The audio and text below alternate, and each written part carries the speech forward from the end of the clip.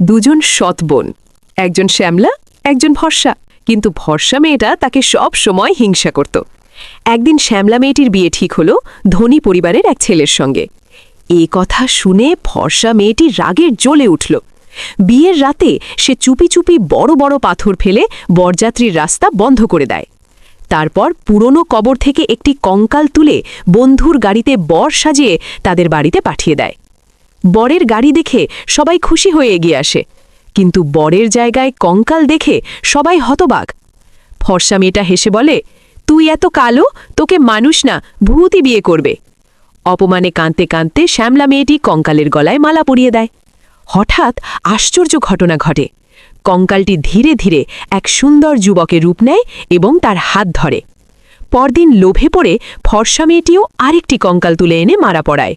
কিন্তু এবার ভয়ঙ্কর কিছু ঘটে।